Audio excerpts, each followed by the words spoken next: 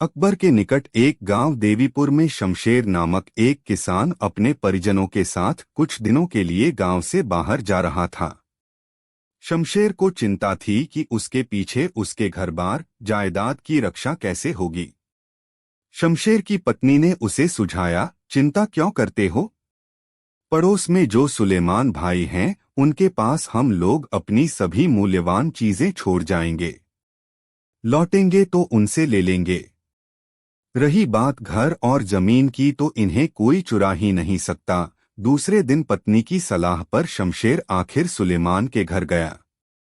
जब उसने कुछ महीनों के लिए गांव से बाहर जाने के कारण सुलेमान के पास अपने घर की कीमती वस्तुएं रख जाने की बात कही तो सुलेमान ने शमशेर के सामने उदारता दिखाते हुए कहा, अरे शमशेर भाई, तुम बेकार चिंता करते हो। यह तो पड़ोसी का धर्म है कि पड़ोसी के काम आए। भला इसमें इतने सोच विचार की जरूरत ही क्या है? तुम जो चाहो रख जाओ, जब तक चाहो पड़ा रहने दो और जब चाहो ले जाओ। मुझे भला इसमें क्या एतराज है? सुलेमान का ऐसा जवाब सुनकर शमशेर का हौसला बुलंद हुआ। उसने अपने घर के सभी कीमती सामान और पत्नी के जेवर एक बक्से में बंद करके सुलेमान के घर पहुंचा दिए। हालांकि ऐसा करते समय उसका दिल धड़क रहा था। वह सोच रहा था कि बक्से में पूर्वजों से चली आ रही शताधिक गिन्नियां भी हैं। यदि सुलेमान के मन में बेईमानी आ गई तो वह इन गिन्नियों को हड़प ले सकता है। पत्नी के जेवर की उसे उतनी चिंता नहीं थी, क्योंकि उसे विश्वास था कि यदि सुलेमान ने जेवर हड़प भी लिए तो वह उसे बनवा लेगा। शमशेर को गहन चिंता में डूबा देख उसकी पत्नी ने पूछा, क्या बात है? कीमती सामान तो अब सुलेमान भाई की निगरानी में है। गांव से निकलते समय भी तुम रोनी सूरत बनाए हुए हो। हम लोग यात्रा पर निकल रहे हैं, खुश खुश निकलेंगे तो हर जगह खुशी हासिल होगी। पत्नी की बात सुनकर शमशेर बोला, कहती तो तुम ठीक हो, मगर क्या करूं? बार बार मन में ख्याल आता है कि यदि सुलेमान के मन में बेईमानी आ गई तब क्या होगा, तब क्या होगा। यह तो मैं जानती नहीं, मगर इतना जानती हूं कि अल्लाह ताला पर भरोसा रखो, जो होगा अच्छा होगा। यदि सुलेमान की नीयत भी खराब हुई तो अल्लाह ताला उसे ठीक करेगा, शमशेर की पत्नी ने कहा। उसके इस दिलासे पर शमशेर सहज हो पाया और उसकी यात्रा आरंभ हो सकी। उनके जाते समय सुलेमान और उसकी पत्नी ने उन्हें विदा करते समय उनके सकुशल लौट आने की कामना की, जिसे सुनकर शमशेर ने मन ही मन खुद को कोसा, छिया मैं भी कितना ओछा आदमी हूँ। इतने अच्छे पड़ोसी की नीयत पर संदेह कर रहा था।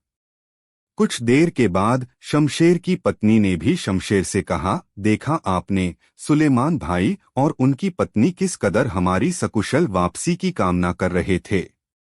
ऐसे अच्छे पड़ोसी तो खुदा करे कि सबको मिले। हाँ, तुम ठीक कहती हो। इस तरह बातचीत करते हुए शमशेर सपरिवार अपने गंतव्य की यात्रा करता रहा। यह संयोग की बात थी कि जिस उद्देश्य से वह घर-बार छोड़कर लंबी यात्रा पर सपरिवार निकला था, उस उद्देश्य की पूर्ति में थोड़ी बाधा थी।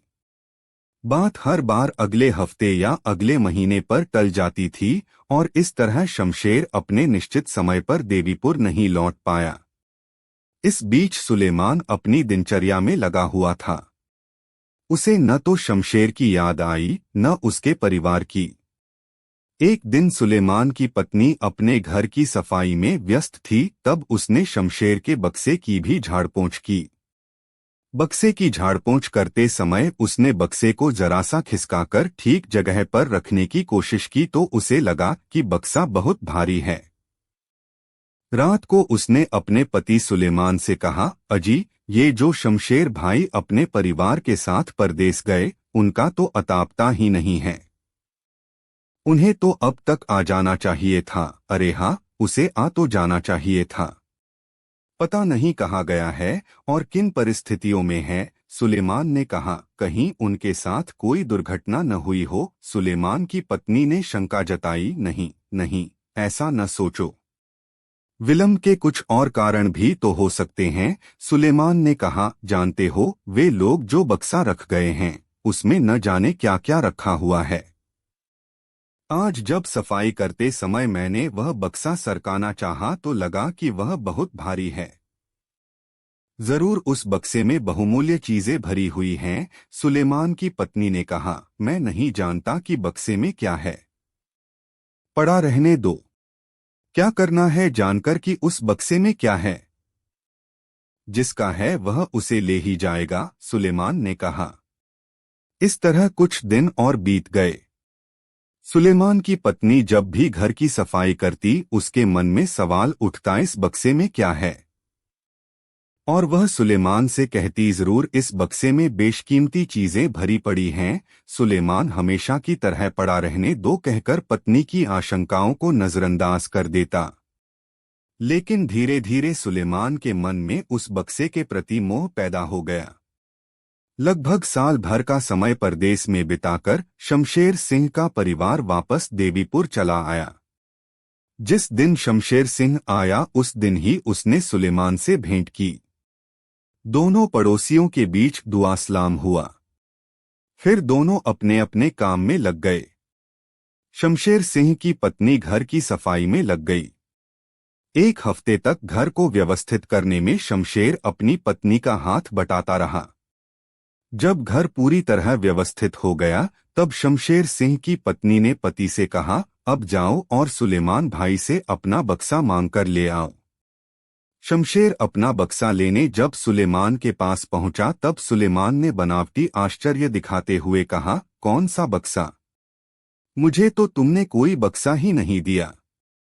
शमशेर ने सुलेमान को याद दिलाया, परदेश जाने से पहले मैंने तुम्हें बक्सा सौंपा था, याद करो। कैसे याद करूं? याद तो तब करूं जब तुमने बक्सा सौंपा हो। सुलेमान ने शमशेर को टकासा जवाब दिया और गुस्साया, जाओ भाई, अपनी राह लो। अब फिर तुमने बक्से की बात की तो मैं तुम्हारा सिर फोड़ दूंगा। इस धमकी के बाद कुछ भी कहने सुनने की गुंजाइश नहीं रह गई थी। शमशेर सिंह वहां से मुंह लटकाए वापस लौट आया। अपने पति का हताश चेहरा देखकर शमशेर सिंह की पत्नी को यह तो समझ में आ गया कि कुछ गड़बड़ है, मगर क्या, यह समझ में नहीं आया।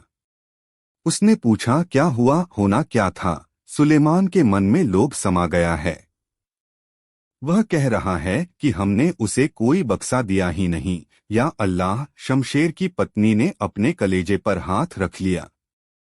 उसने विलाप करते हुए कहा, तुम्हें ठीक ही सुलेमान की नीयत पर पहले से ही संदेह था। मेरी ही मति मारी गई थी कि मैं उसे अच्छा पड़ोसी मानकर उसके पास अपना सब कुछ छोड़ने के लिए बाध्य करती रही। शमशेर ने धैर्य से काम लेते हुए कहा, देखो, अभी विलाप करने का समय नहीं है। अभी तो यह सोचना है कि सुलेमान के पंजे से अपना असबाब कैसे वापस आएगा। दोनों पति पत्नी विचार करते रहे। अंततः उन्होंने तय किया कि राजधानी जाकर अकबर के खास दीवान बीरबल से इस मामले में मदद की गुहार लगाई जाए। बीरबल का ख्याल आते ही वे दोनों खुशी से उछल गए। उन्हें विश्वास था कि बीरबल ने यदि मदद करना स्वीकार लिया तो सुलेमान खुद उनका बक्सा लौटा जाएगा। इसी विश्वास के साथ शमशेर और उसकी पत्नी पैदल ही चलते हुए राजधानी आ गए और पता लगाते हुए बीरबल के घर पहुंचे। बिना खाए पिए लगातार चलते रहने के कारण थकान से उनका बुरा हाल था। जिस वक्त वे दोनों बीरबल के दरवाजे पर पहुंचे उस समय शमशेर थककर बीरबल के घर के दरवाजे पर गिर पड़ा और बेहोश हो गया। शमशेर की पत्नी घबराई हुई नजरों से मदद के लिए इधर उधर देख रही थी। तभी दिखाई दिया, बीरबल दरबार जाने के लिए घर से बाहर आ रहा था। अपने दरवाजे पर बेहोश शमशेर और उसकी पत्नी को देखकर बीरबल ने पहले तो पानी के छींटे मारकर शमशेर को होश में लाने का प्रयास किया। जब शमशेर को होश आ गया तब उसने उनके आने का कारण पूछा। शमशेर और उसकी पत्नी ने बीरबल को अपने पड़ोसी की करतूत बताई और साथ ही यह भी कहा कि वे दोनों इस अटूट आस्था के साथ उनके पास आए हैं कि बीरबल उन्हें उनका असबाब सुलेमान से अवश्य वापस दिलाएंगे। यह सुनते ही बीरबल गंभीर हो उठा। लोगों का जो उस पर विश्वास है ही तो उसकी ताकत है, और उसने हमेशा इसी बल पर न्याय किया है। यह सोचते हुए बीरबल ने उन्हें आश्वस्त किया कि उन्हें 2 दिनों में अपना असबाब वापस मिल जाएगा। उन दोनों को भोजन कराने के बाद बीरबल ने उन्हें विदा कर दिया। उस दिन बीरबल देर से दरबार में पहुंचा और अकबर से 2 दिनों के लिए बाहर जाने की इजाजत मांगी। इजाजत मिलने के बाद वह घोड़े पर सवार होकर देवीपुर गांव की ओर चल पड़ा। रास्ते में उसे शमशेर और उसकी पत्नी मिल गए। दोनों पैदल ही अपने गांव जा रहे थे। बीरबल ने रुककर उनसे कहा, तुम लोग यहाँ से सीधे सुलेमान के घर जाओ और उससे कहना कि यदि वह तुम्हें तुम्हारा असबाब नहीं लौटाएगा तब तुम उसकी बेईमानी की कहानी अकबर के दरबार के दीवान बीरबल यानी मुझको सुनाकर फरियाद करोगे। यह कहकर वहां से तेजी से घोड़ा दौड़ाता हुआ बीरबल देवीपुर गांव में पहुंचा और सुलेमान का पता लगाते हुए उसके पास जा पहुंचा। उसने सुलेमान को बताया कि वह अकबर के दरबार का दीवान है बीरबल। बादशाह ने उसे अविलंब एक ऐसे न्यायकर्ता की नियुक्ति के लिए कहा है जो छोटे मोटे घरेलू झगड़ों, पड़ोसियों के विवाद आदि का शीघ्र निपटारा कर सके। सुलेमान चकित भाव से अपने दरवाजे पर बादशाह के दरबार के नामी दीवान को देख रहा था। उसे कुछ भी समझ में नहीं आ रहा था कि वह बोले भी तो क्या बोले। बीरबल ने आगे कहा, न्यायकर्ता की नियुक्ति बहुत आसान काम नहीं है। इसके लिए ईमानदार आदमी की जरूरत होती है। मुझे पता चला है कि देवीपुर गांव में सुलेमान नाम का एक ईमानदार आदमी रहता है जिसने जीवन के कठिन दिनों में भी किसी का कुछ लिया नहीं। मुझे ऐसे ही आदमी की तलाश थी, इसीलिए मैं तुम्हारे पास आया हूँ। सुलेमान ने किसी तरह अपना साहस बटोरा और बीरबल की खूब आवभगत की। बीरबल ने उसे बताया, न्यायकर्ता को मासिक पगार के रूप में 100 स्वर्ण मुद्राएं, राजदरबार के पास रहने के लिए भवन, बावर्ची, नौकर चाकर आदि शासन की ओर से मिलेंगे। सुलेमान यह सब सुनकर अपनी बदलती तकदीर पर विश्वास नहीं कर पा रहा था। बीरबल ने सुलेमान से कहा, मेरे यहाँ खुद आने का मकसद यह था कि मैं तुम्हें देखकर परख लूं कि जैसा कुछ मैंने तुम्हारे विषय में सुना है वैसे तुम हो या नहीं। अब मुझे तसल्ली हुई है कि तुम न्यायकर्ता के पद के सर्वथा योग्य हो और मैंने तुम्हारे बारे में जो कुछ भी सुना है वह ठीक ही सुना है। ऐसा कहकर बीरबल वहां से चला गया। दूसरे दिन सुबह शमशेर अपनी पत्नी के साथ राजधानी से देवीपुर लौटा और सीधे सुलेमान के घर पहुंचकर उसका द्वार खटखटाया। सुलेमान ने दरवाजा खोला और सामने शमशेर और उसकी पत्नी को देखकर मानो उस पर बिजली गिरी। शमशेर ने सुलेमान से कहा, सुलेमान भाई, एक अच्छे पड़ोसी के नाते मैं अपना असबाब तुम्हें सौंप गया था। अब तुम भी अच्छे पड़ोसी की तरह मुझे मेरा सामान वापस कर दो, नहीं तो मैं अकबर के दरबार के दीवान बीरबल के पास जाकर न्याय की गुहार लगाऊंगा। मैं ऐसा तुम्हें बताए बिना भी कर सकता था, किंतु मैं तुम्हारा अच्छा पड़ोसी बना रहना चाहता हूँ, इसलिए तुम्हें यह आखिरी मौका देने आया हूँ। पहले तो सुलेमान की इच्छा हुई कि वह शमशेर को फटकार कर भगा दे, लेकिन जब उसने शमशेर की वह धमकी सुनी कि वह बीरबल से शिकायत कर देगा, तब जैसे उसके होश उड़ गए। एक दिन बाद ही उसे बीरबल ने न्यायकर्ता के पद पर नियुक्ति के लिए बुलाया है। न्यायकर्ता बनते ही पैसों की उसे कमी नहीं रहेगी। मान सम्मान पैसा सब कुछ होगा उसके पास, और इस शमशेर के बक्से में होगा भी क्या, 2-4 जेवर होंगे, 2-4 साड़ियां, और क्या। वह अपने घर में गया और बक्सा उठाकर ले आया। शमशेर और उसकी पत्नी चकित रह गए। यह सुलेमान अचानक कैसे बदल गया। अभी वे यह सोच ही रहे थे कि सुलेमान ने हंसते हुए कहा, तुम लोगों ने तो समझ लिया होगा कि सुलेमान ने गच्चा दे दिया, और मैं यह देखना चाह रहा था कि तुम मेरे खिलाफ क्या करते हो। मुझे यह देखकर खुशी हुई कि तुम लोग अंत तक अच्छे पड़ोसी बने रहे। शमशेर अपनी पत्नी के साथ सुलेमान के घर से यह सोचते हुए लौटा कि बेकार ही एक भले आदमी पर उसने संदेह किया, क्योंकि उसे बीरबल के देवीपुर आने के बारे में कोई जानकारी नहीं थी। दूसरे दिन न्यायकर्ता पद के लिए जब सुलेमान दिल्ली दरबार पहुंचकर बीरबल से मिला तब बीरबल ने उसे बताया कि न्यायकर्ता पद पर बहाली अब अगले साल होगी। उसने सुलेमान को अपनी न्यायपूर्ण जीवन शैली बनाए रखने की सलाह देते हुए भरोसा दिलाया कि जब भी बहाली शुरू होगी उसे अवश्य बुलाया जाएगा। सुलेमान की जीवन शैली में न्यायप्रियता आ गई और उसकी प्रतीक्षा बरस दर बरस टलती रही, बढ़ती रही। बादशाह अकबर को शिकार करने का बहुत शौक था। एक बार वो अपने सैनिकों के साथ शिकार करने के लिए जंगल में गए और चलते चलते वो इतनी दूर निकल गए कि जंगल में रास्ता ही भटक गए और वो सही रास्ते की तलाश में इधर उधर भटकने लगे, लेकिन उन्हें कोई रास्ता नजर नहीं आ रहा था। और इसी तरह कई घंटों तक जंगल में इधर उधर भटकने के बाद वह एक जंगल में एक ऐसी जगह पहुंचे जहां पर 3 रास्ते आकर मिलते हैं, अर्थात 3 दिशाओं में रास्ते जाते थे।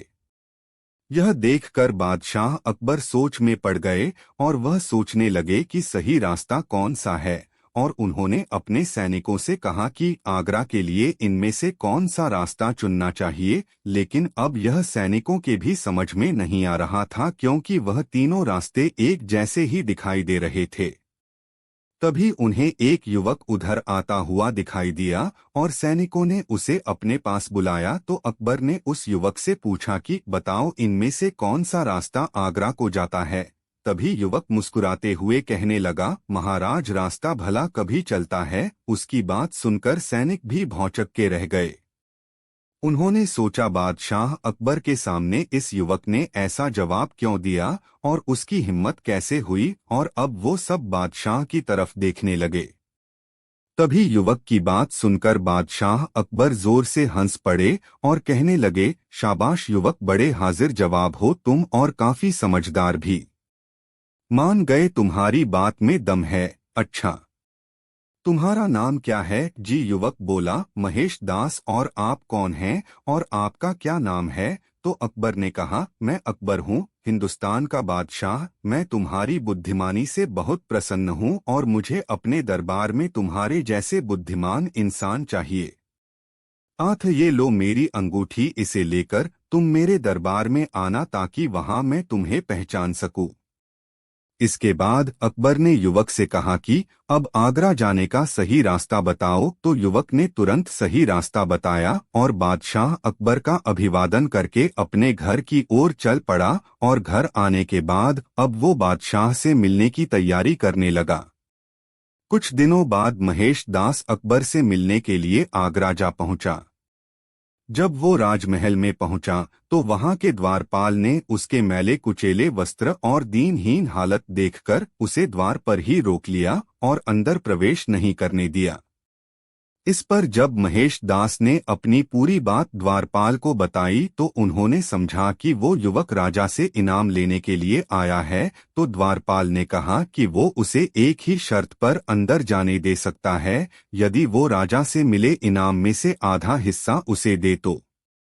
इस पर महेश दास ने द्वारपाल की बात मानकर चुपचाप अंदर प्रवेश कर लिया और जब राजा के सामने पहुंचा तो अभिवादन करके अपना परिचय दिया और साथ ही उसने जंगल में राजा से हुई मुलाकात का भी जिक्र किया।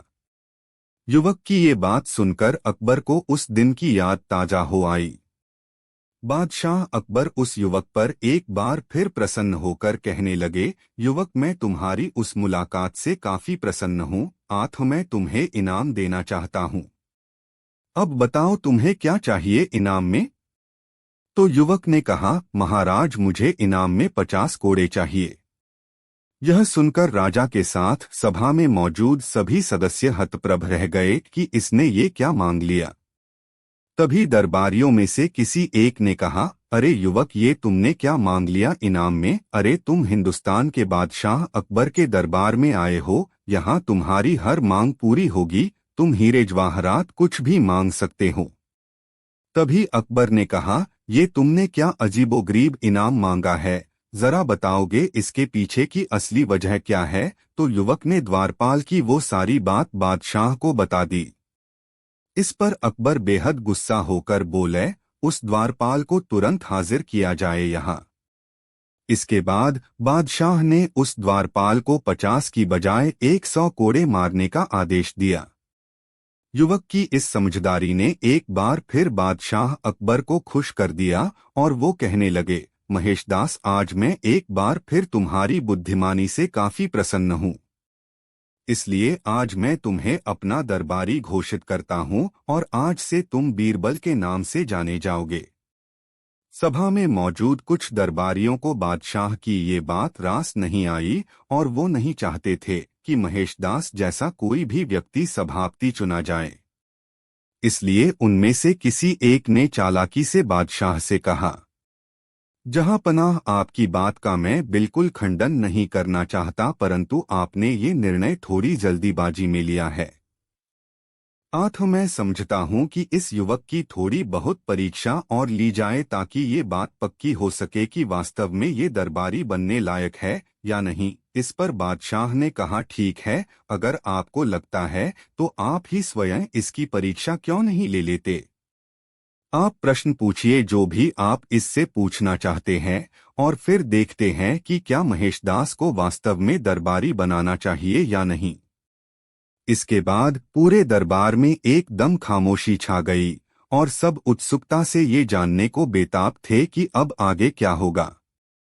अब वो दरबारी कुछ देर ऐसे ही खड़ा रहा और कुछ देर सोचने के बाद उसने युवक से पूछा, बताओ इस वक्त मैं क्या सोच रहा हूँ अपने मन में। पूरी सभा में एक बार फिर वही खामोशी। तभी कुछ देर सोचने के बाद युवक ने कहा, मेरे ख्याल से आप ये सोच रहे हैं कि हमारे बादशाह जैसा इस दुनिया में कोई दूसरा नहीं है, इसलिए मेरे खुदा आप हमारे बादशाह हुजूर को सही सलामत रखे और उन्हें लंबी उम्र दे।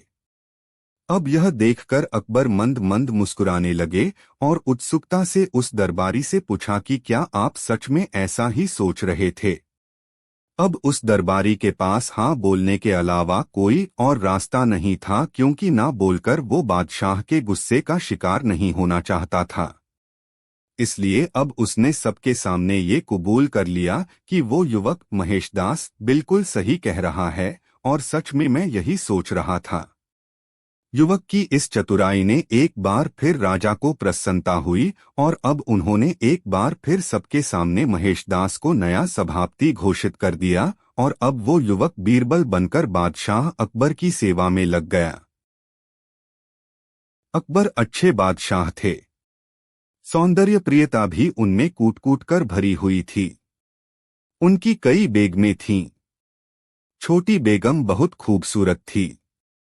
छोटी बेगम की खूबसूरती पर रीझ कर ही अकबर ने उसके साथ निकाह किया था।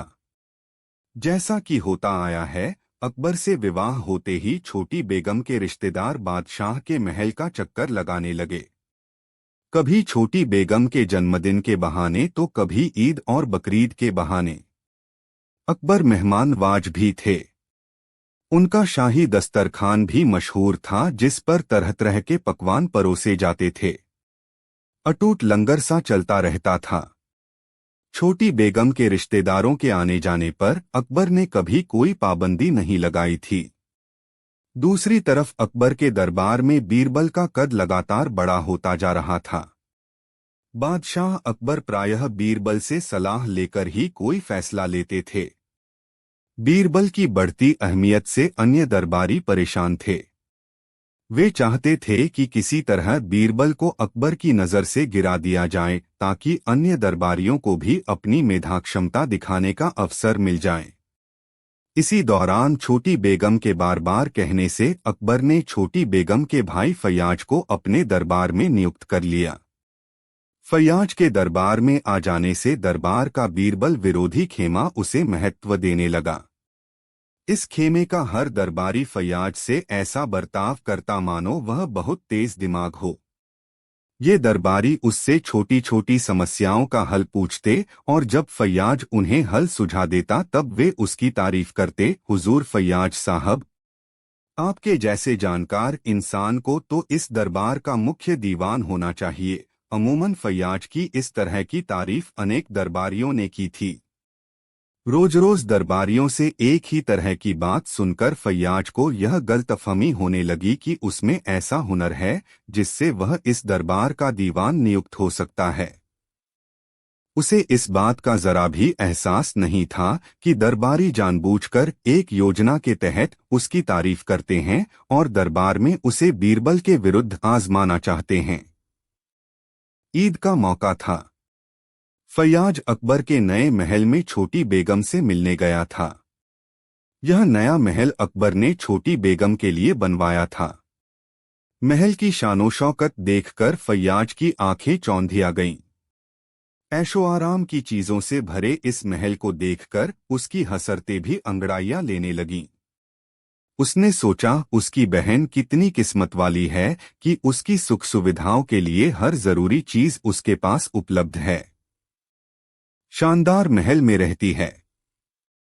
एक नहीं, दसियों दासियां उसके इशारे का इंतजार करती रहती हैं। काश उसके पास भी दौलत होती तो वह भी अपने लिए ऐसी ही सुविधाओं वाला महल बनवाता। वह विचारों में मग्न था, इसलिए उसे इस बात का एहसास नहीं हो पाया था कि कोई उसके पास आकर खड़ा है। अपने छोटे भाई के आने की खबर सुनकर छोटी बेगम बैठक में उससे मिलने आई थी। भाई को विचारों में खोया देख उसने कोमलता के साथ उसके कंधे को सहलाया और कहा, अरे तू किन ख्यालों में खोया है फैयाज? बहन की आवाज सुनकर फैयाज की चेतना लौटी और उसने झेंपते हुए कहा, कुछ नहीं, बस मैं तुम्हारे महल की खूबसूरती देख रहा था। तुम्हें यह महल अच्छा लगा? अभी इसके रंगरोगन और पर्दों का काम होना बाकी है। जब काम पूरा हो जाए तब देखना कि महल किसे कहते हैं। जिल्लेलाही खुद इस महल के निर्माण का काम देख रहे हैं। हर चीज उनकी खास पसंद की है। थोड़ी चुप्पी के बाद छोटी बेगम बोली, चलो मैं तुम्हें अपना महल दिखाऊं। उसकी बोली में उत्साह था। अपने भाई को पूरा महल दिखाने के बाद छोटी बेगम ने उसी उत्साह भरे स्वर में अपने भाई से पूछा, फैयाज अब बताओ कैसा लगा तुम्हें मेरा महल? बहुत अच्छा है आपा। काश मेरे पास भी ऐसा महल होता। फैयाज ने महल की प्रशंसा करते हुए कहा, अरे महल कौन बड़ी बात है, तुम जिल्लेलाही के दरबारी हो। ऊंचा सोचो, छोटी बेगम ने अपने भाई पर प्यार उड़ेलते हुए कहा। बड़ी बात है आपा, बहुत बड़ी बात है। मैं बादशाह के दरबार का एक साधारण दरबारी हूँ, दीवान नहीं, फैयाज ने कहा। तो दीवान होना कौन बड़ी बात है? मैं बादशाह सलामत से कहकर तुम्हें दीवान बनवा दूंगी। तुम केवल दरबार का रंगढंग सीख लो। यह समझ लो कि दीवान कैसे काम करता है और क्या क्या काम करता है। छोटी बेगम अब भी अपने छोटे भाई से लाड जता रही थी। हाँ आपा, मैं तो पहले दिन से ही दरबार का कामकाज सीखने और समझने लगा। दीवान का काम कोई मुश्किल काम नहीं है। बादशाह जिस बात को नहीं जानते हैं या नहीं समझते हैं, उसके बारे में दीवान से पूछते हैं। दीवान जो चाहे बता देता है। अब बादशाह उस बारे में जानते समझते नहीं हैं जिस बारे में दीवान सलाह देता है। दीवान ने गलत कहा या सही, यह बादशाह कैसे समझ सकते हैं? वे तो मानकर चलते हैं कि दीवान ने जो सुझाव दिया है वही सही है। फैयाज ने कहा, फिर भी दरबार में बादशाह के अलावा दरबारी भी तो रहते हैं। उनमें तो जानकार लोग होंगे ही, इसलिए तुम अपनी जानकारी बढ़ाने में जुट जाओ। जानकारी बढ़ाना हमेशा अच्छी बात होती है। बाकी मैं देख लूंगी, छोटी बेगम ने कहा। आपा, मुझे दरबार में पहले दिन से ही कई दरबारी आने वाले कल का दीवान कहने लगे हैं। उनका कहना है कि मुझमें दीवान जैसी क्षमताएं कूट कूट कर भरी हैं। वे सुझावों के लिए मेरे पास आते हैं। मेरे सामने वे बीरबल को भी कुछ नहीं समझते, फैयाज ने कहा। छोटी बेगम को अपने भाई की आवाज में कोई झूठ, फरेब या बनावट नजर नहीं आई, इसलिए उसने फैयाज से कहा, ठीक है फैयाज, तुम अपना काम करो, मैं अपना काम करूंगी। फैयाज के लिए छोटी बेगम का आश्वासन बेशकीमती ईदी की तरह था। वह फूला नहीं समा रहा था। ईद की सेवैया खाकर वह खुश खुश छोटी बेगम के महल से अपने घर की ओर चल पड़ा।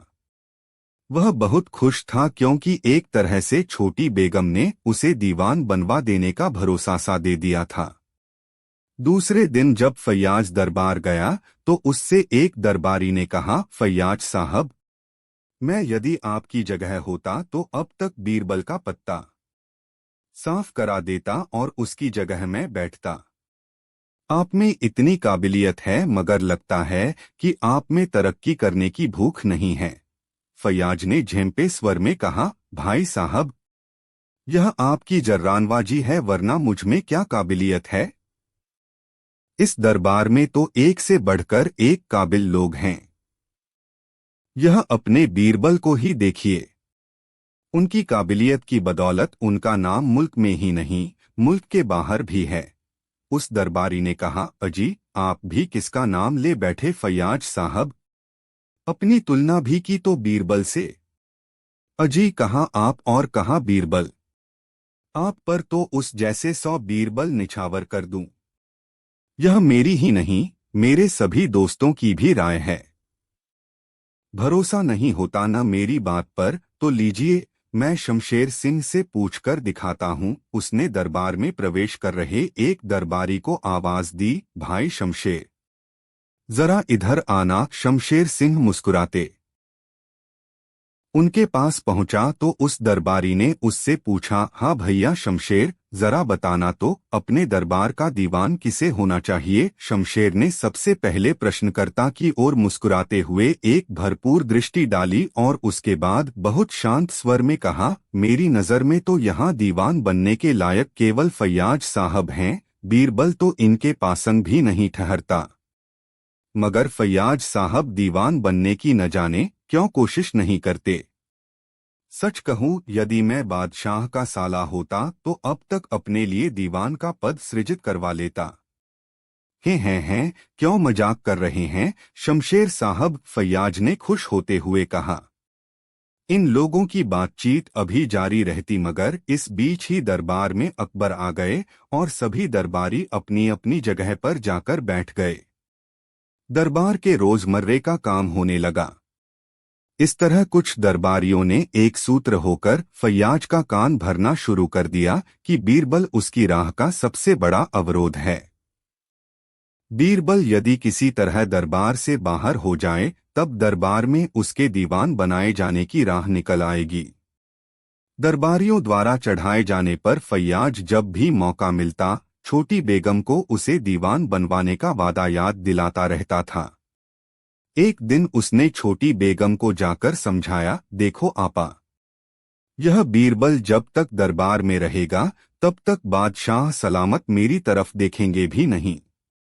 उन्हें मेरी काबिलियत का अंदाज तो तब ही लग सकेगा न जब वे मुझे भी समस्याओं का निदान करने देंगे। अभी तो आलम यह है कि दरबार में कोई समस्या आई नहीं कि समाधान सुझाने के लिए बीरबल खड़ा हो जाता है। मुझे तो क्या, किसी भी दरबारी को कुछ कहने का मौका ही नहीं मिलता। और बादशाह भी बीरबल के ऐसे दीवाने हैं कि किसी और से कुछ पूछते ही नहीं। जितने भी महत्वपूर्ण काम हैं वे बीरबल से ही कराते हैं। सच आपा, यदि तुम चाहती हो कि मैं मुल्के हिंदुस्तान का दीवान कहा जाऊं तो तुम किसी भी तरह दरबार से बीरबल को निकाल बाहर करा दो। इसके बाद ही मेरे लिए कोई राह निकल पाएगी। फैयाज द्वारा ऐसा कहे जाने पर छोटी बेगम बेहद परेशान हो गई। अकबर कभी भी उसके साथ शासन सल्तनत की बात नहीं करते थे। सत्ता संबंधी उलझनों को सुलझाने के लिए यदि अकबर को किसी मशविरे की जरूरत होती तो वे या तो अपनी बड़ी बेगम के पास जाते या फिर बीरबल को अपने पास बुलाते। शासन के गोपनीय रहस्यों से यही दोनों परिचित थे। छोटी बेगम यह नहीं समझ पा रही थी कि आखिर वह अकबर से कैसे कहेगी कि वे दरबार से बीरबल को निकाल बाहर करें। उसका दिमाग इस गुत्थी को सुलझाने में लग गया।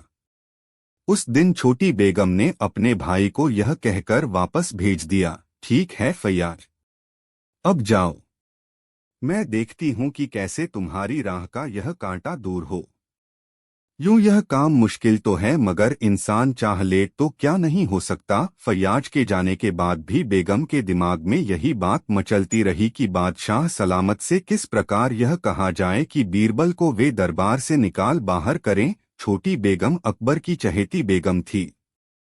छोटी बेगम को इस बात का एहसास था कि अकबर उसके रूप पर फिदा हैं, गुण पर नहीं। छोटी बेगम के साथ शराब पीना, मनोरंजन करना और आराम फरमाना अकबर को प्रिय था। अपनी अन्य बेगमों की अपेक्षा वे छोटी बेगम के साथ अधिक समय बिताते थे। इसके बावजूद छोटी बेगम को नहीं लग रहा था कि वह बादशाह के सामने बीरबल को दरबार से निकालने का प्रस्ताव रख सकेगी, क्योंकि बादशाह उनके साथ मनोरंजन की बातें तो करते थे, संजीदा बातें करना कतई पसंद नहीं करते थे। जब बादशाह छोटी बेगम के पास आए तब छोटी बेगम इन्हीं ख्यालों में डूबी गुमसुम सी पड़ी रही। उसे बादशाह के आने का एहसास तक नहीं हुआ। अकबर को यह बहुत अटपटा सा लगा, क्योंकि इससे पहले जब कभी भी अकबर छोटी बेगम के महल में आए उन्हें छोटी बेगम इंतजार करती मिली। अकबर के आते ही छोटी बेगम मनुहार और प्यार लुटाने लगती थी। आज बेगम का चेहरा उदास था, उसने श्रृंगार भी नहीं कर रखा था। अकबर इस स्थिति से अकबका से गए और उन्होंने छोटी बेगम से बहुत ही प्रेम से पूछा, क्या बात है बेगम, तुम्हारी तबीयत तो ठीक है? मैंने तुम्हें इतना उदास इससे पहले कभी नहीं देखा। बेगम के दिमाग में अपने भाई को दीवान बनवाने की अचानक ही तरकीब सूझ गई। अकबर की आवाज सुनकर भी वह अपने स्थान से न तो हिली और न ही बादशाह का अभिवादन किया, जिससे अकबर ने अनुमान लगाया कि जरूर कोई गंभीर बात है। वे उस बात को जानने के लिए बेचैन हो उठे, मगर अकबर बात जानते कैसे? छोटी बेगम कुछ बोल ही नहीं रही थी। बहुत मनुहार करने पर छोटी बेगम ने कहा, मैं ज्यादा कुछ तो नहीं बोलूंगी। हाँ, यदि जिल्लेलाही मुझे खुश देखना चाहते हैं तो कल ही बीरबल से दीवान का पद छीनकर उसे कहीं दूर भेज दिया जाए और बीरबल की जगह पर फैयाज को दीवान बना दिया जाए। छोटी बेगम की शर्त सुनकर अकबर दंग रह गए। उन्हें यह बात तो समझ में आ गई कि जरूर फैयाज ने पद के लोभ में अपनी बहन को भड़काया है, मगर वे यह नहीं समझ पा रहे थे कि आखिर वे छोटी बेगम को मनाए कैसे। बीरबल को दीवान के पद से हटाना साम्राज्य हित में नहीं था, और मान लिया जाए कि बीरबल को इस पद से हटा भी दिया जाए तो किस अपराध में? ऐसे कदम से तो उनकी बादशाहत कलंकित हो जाएगी।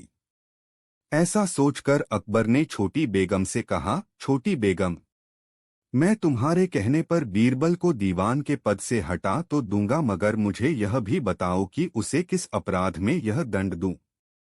बिना किसी अपराध के ऐसा कदम एक बादशाह तो नहीं उठा सकता है। छोटी बेगम ने कहा, आलीजा, आप उसके अपराध की चिंता न करें, बस आप महल में चर्चा हो जाने दें कि आप मुझसे नाराज होकर चले गए हैं, और जब बीरबल आपसे मिले तो उसे यह कहकर मेरे पास भेज दीजिए कि तुम जाकर छोटी बेगम को मनाओ। छोटी बेगम मुझसे नाराज हो गई है। छोटी बेगम की बात सुनकर अकबर वहां से झटके में उठे और कहा, ठीक है, और तेजी से पांव पटकते हुए छोटी बेगम के महल से ऐसे निकले कि छोटी बेगम को भी लगा कि अकबर नाराज हो गए हैं। छोटी बेगम के महल के खिदमतगारों ने असमय ही बादशाह को तेजी से महल से निकलते हुए देखा तो वे अचरज में डूब गए। इससे पहले उन्होंने अकबर को छोटी बेगम के महल से ऐसे जाते नहीं देखा था। एक बारगी वहां दास दासियों में चर्चा शुरू हो गई कि आज बादशाह और छोटी बेगम के बीच झगड़ा हो गया है। एक दासी ने साहस करके अकबर के जाने के तुरंत बाद छोटी बेगम के कमरे में प्रवेश किया। उस समय छोटी बेगम रुआसी सी अपने बिस्तर पर पड़ी थी। दरअसल उस समय छोटी बेगम को इस बात के लिए पछतावा हो रहा था कि उसे बादशाह के काम में दखल नहीं देना चाहिए था। यदि बादशाह को उसकी बात बुरी लगी तो वे उसके पास आना बंद कर सकते हैं, जैसे कि बादशाह अपनी कई बेगमों के पास नहीं जाते हैं। ऐसे में तो महल में उसकी हस्ती भी वह नहीं रह पाएगी जो आज है। दासी ने देखा छोटी बेगम बहुत उदास है। उसने श्रृंगार भी नहीं किया है। उसने पूछा, क्या हुआ बेगम साहिबा? बादशाह सलामत आज रुके ही नहीं, आए और आकर चले गए। कोई ऊंच नीच बात हो गई क्या? नहीं, कोई बात नहीं हुई है। बस तुम जाओ, अपना काम करो और मुझे अकेला छोड़ दो। छोटी बेगम का यह उत्तर दासी के शुभे को मजबूत बनाने वाला साबित हुआ। छोटी बेगम के कमरे से निकलकर उसने प्रचारित कर दिया कि आज बादशाह ने छोटी बेगम की खबर ली है। छोटी बेगम अपने बिस्तर पर दुखी और निढाल पड़ी हैं। महल में चर्चा फैलते देर नहीं लगी। अन्य बेगमों ने भी यह चर्चा सुनी। उन्होंने सोचा, यह तो होना ही था, बादशाह को अब फिर कोई नई बेगम लाने की इच्छा हो गई होगी। दूसरे दिन अकबर ने बीरबल को अपने बाग में बुलवाया। टहलते टहलते ही अकबर ने बीरबल से कहा, बीरबल जाओ, जाकर छोटी बेगम से मिलाओ। अकबर का यह निर्देश बीरबल को अटपटा सा लगा। आखिर वह अकारण छोटी बेगम से मिलने क्यों जाए? मगर बादशाह के चेहरे पर चिंता का भाव देखकर उसने कुछ पूछा नहीं। उसके दिमाग में तेजी से कई बातें कौंधसी गईं। उसे यह पता था कि दरबार के कई दरबारी फैयाज को दीवान पद के लिए बहकाते हैं और फैयाज छोटी बेगम का छोटा भाई है। अकबर छोटी बेगम को बहुत चाहते हैं। कहीं फैयाज ने दरबारियों की सलाह पर दीवान पद के लिए छोटी बेगम का सहारा तो नहीं लिया। मन में यह शंका आते ही बीरबल को उसका उत्तर भी मिला कि हो सकता है कि ऐसा ही हुआ हो। महत्वाकांक्षा आदमी को उचित अनुचित दोनों ही दिशा में बहुत दूर तक ले जाती है। दिमाग में यह विचार आते ही बीरबल छोटी बेगम के महल में जाने के लिए बाग से निकला और रास्ते में ही खुफिया विभाग के एक अधिकारी के कान में कुछ फुसफुसाया, फिर तेजी से छोटी बेगम के महल की ओर चला गया। जब बीरबल छोटी बेगम के महल में पहुंचा तो पाया कि छोटी बेगम काफी असमंजस की स्थिति में है। उसने बेगम से इधर उधर की बातें छेड़ दीं। अभी बातों का सिलसिला शुरू ही हुआ था कि खुफिया विभाग के अधिकारी ने बीरबल के पास संदेश भिजवाया कि वह उससे मिलना चाहता है। प्रकट रूप में बेचैनी दर्शाते हुए बीरबल कुछ इस अंदाज में बुदबुदाया कि बेगम सुन लें। बेगम ने सुना। बीरबल के मुंह से निकला, बादशाह सलामत भी न जाने क्यों मुझे ही ऐसे काम सौंप देते हैं। इसके बाद संदेश लेकर आई दासी से बीरबल ने कहा, जाओ, उसे यहीं भेज दो। थोड़ी ही देर में एक आदमी छोटी बेगम के कक्ष में आया और बेगम को झुककर आदाब करते हुए बीरबल से कहा, हमारे सूत्रों ने जानकारी दी है कि जहांपनाह इसलिए नाराज हैं कि उन्हें यह पसंद नहीं कि कोई उनके काम में दखल दे। लड़की वालों से बातें तय हो चुकी हैं, जल्दी ही कुछ हो जाएगा। यह वही आदमी था जिसके कानों में कुछ फुसफुसाकर बीरबल बेगम के पास आया था। बीरबल ने उससे सपाट लहजे में कहा, ठीक है, अब तुम जाओ। अधिकारी को जाता देखते हुए बीरबल भुनभुनाया, इस उम्र में अब यह सब ठीक नहीं, मगर बादशाह को कौन समझाए। इस बार भी बीरबल का भुनभुनाना बेगम ने सुन लिया। उसने बीरबल से कहा, क्या हो गया दीवान साहब, आप कुछ परेशान से हैं? और यह खुफिया महकमे का आदमी क्या कह रहा था? वह बात छोड़िए बेगम साहिबा, बीरबल ने बात टालने के अंदाज में कहा। फिर वह इस अंदाज में बोला जैसे उसे अचानक कोई बात याद हो आई हो, अरे हाँ बेगम साहिबा, बादशाह सलमत ने मुझे आपके हुजूर में पेश होने का हुक्म दिया था, इसीलिए मैं आपके पास आया था। बेगम का मन अब तक अनेक तरह की आशंकाओं से घिरा था। वह बीरबल से ऐसी कोई बात कहने या करने का साहस नहीं जुटा पा रही थी। उसने कहा, वह बात अभी रहने दे दीवान साहब। मुझे बताए कि खुफिया क्या संदेश दे गया है। पता नहीं क्यों मेरा मन तरह तरह की आशंकाओं से घबरा सा रहा है। बीरबल ने छोटी बेगम को मानसिक रूप से परेशान करने के लिए ही यह चाल चली थी। उसे विश्वास था कि यदि बेगम ने बादशाह से उसके खिलाफ कोई बात कही होगी तो खुफिया विभाग के अधिकारी के संदेश से वह अवश्य आतंकित हो जाएगी। बेगम की स्वीकारोक्ति से बीरबल इस निष्कर्ष पर पहुंच गया कि छोटी बेगम ने बादशाह के कान भरे हैं।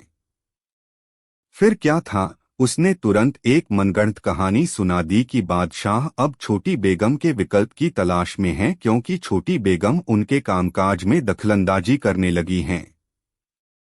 इस संबंध में बादशाह एक लड़की पसंद कर चुके हैं, मगर निकाह से पहले वे उससे यह आश्वासन चाहते हैं कि वह उनकी बेगम बनने के बाद केवल उनके मनोरंजन के बारे में सोचेगी तथा इस बात की ओर कभी ध्यान नहीं देगी कि उनका राजकाज कैसे चलता है या कैसे चलना चाहिए।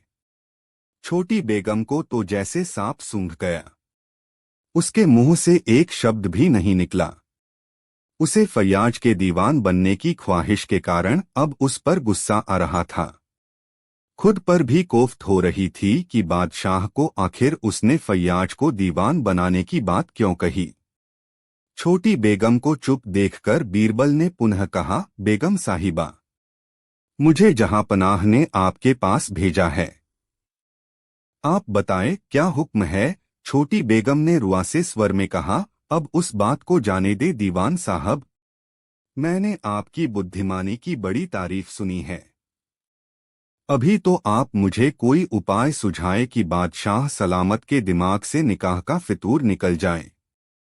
बीरबल ने पूरी संजीदगी के साथ कहा, बेगम साहिबा, आप परेशान न हो, कोई न कोई राह अवश्य निकल आएगी। आप अभी तैयार हो जाएं, खुद को संवारे। बादशाह सलामत अभी शाही बाग में होंगे। उनसे जाकर कहें कि वे जैसे चाहें अपना राजकाज चलाएं। आप कभी उनके काम में दखल नहीं देंगी। मुझे विश्वास है कि आपके इस संकल्प से बादशाह सलामत का मन बदल जाएगा। आखिर अपनी सभी बेगमों में बादशाह आपको ही सबसे ज्यादा चाहते हैं। बीरबल का परामर्श मिलते ही छोटी बेगम तैयार होने के लिए उठी और बीरबल वहां से प्रस्थान कर गया। थोड़ी ही देर में छोटी बेगम अच्छी तरह बंसवर कर पालकी में सवार होकर बादशाह से मिलने बाग में चली आई। बीरबल का अनुमान सही था कि बादशाह शाही बाग में मिल जाएंगे।